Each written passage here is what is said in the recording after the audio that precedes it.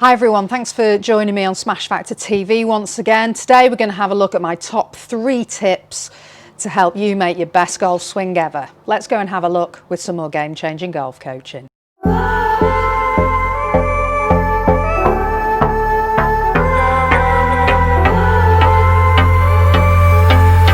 Hi everyone, and thanks once again for tuning in to Smash Factor TV. My name's Natalie Adams.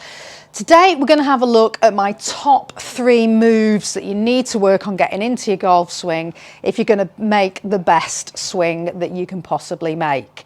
So let's have a look with tip number 1.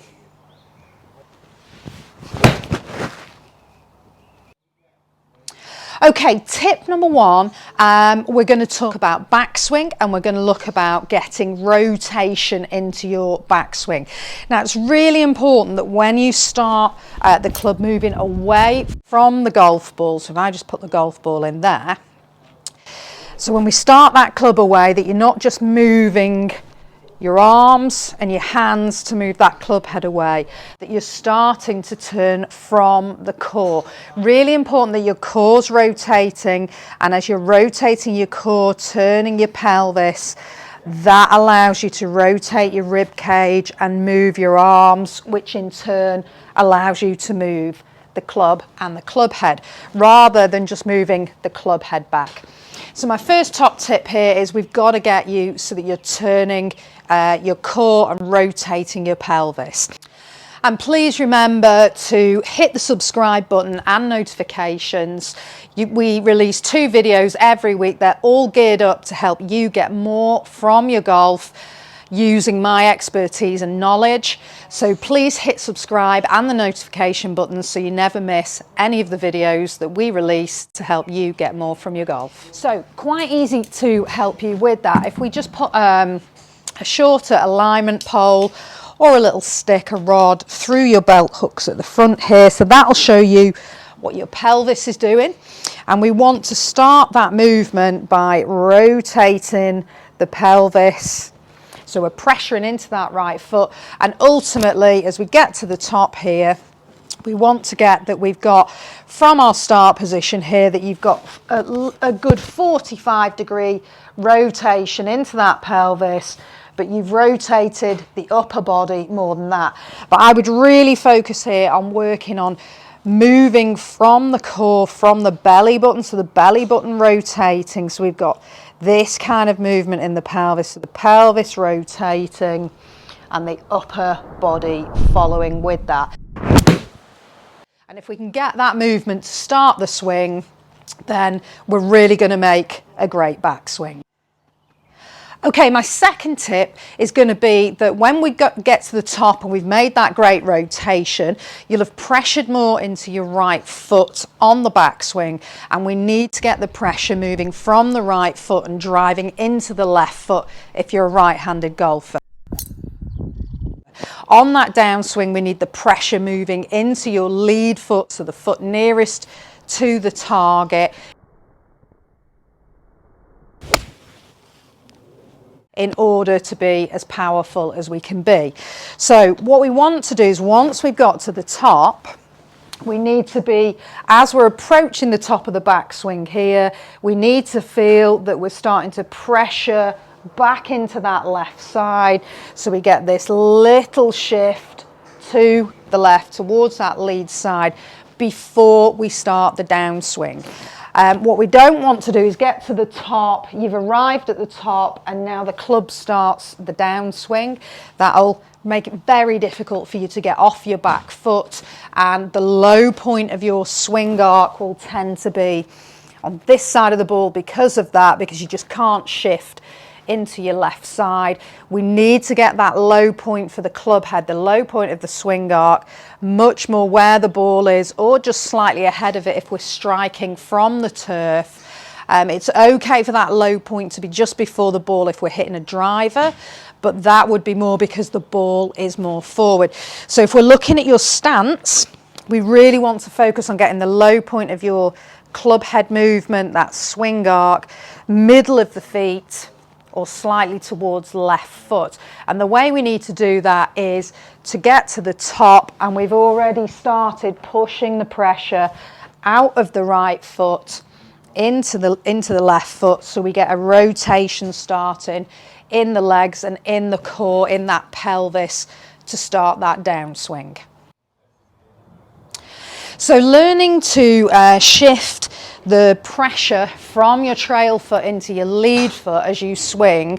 This is a great little device. I've just got a board and we've got a square piece of wood underneath it here. It's a great little pressure board and it'll just help you to get an understanding of what you're trying to do. So as you start here, you can start in a balanced position, slightly more pressure in your left side than in your right.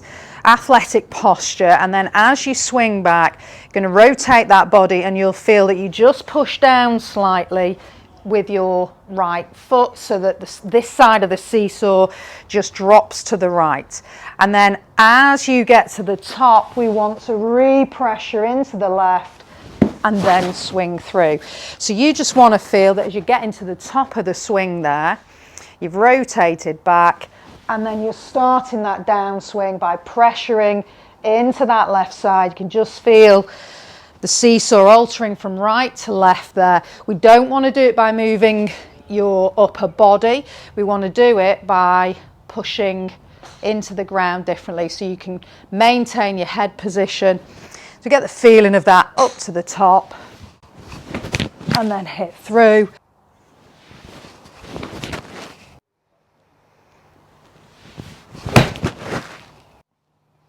So my final tip for these top 3 tips for the best movements you can make for your best golf swing would be to do with when to release the golf club.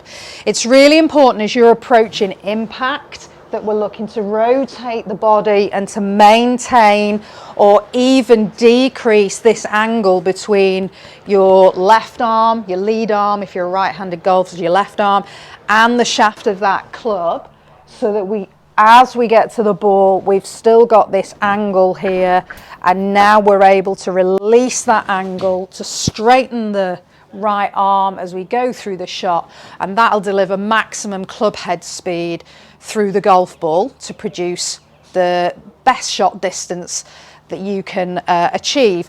If you're at the top and you're making more of this action, so you're releasing the angle between that left arm and the shaft too early, you're putting the speed into the club head too early in the downswing before you've got to the ball, so you're not going to be at maximum speed.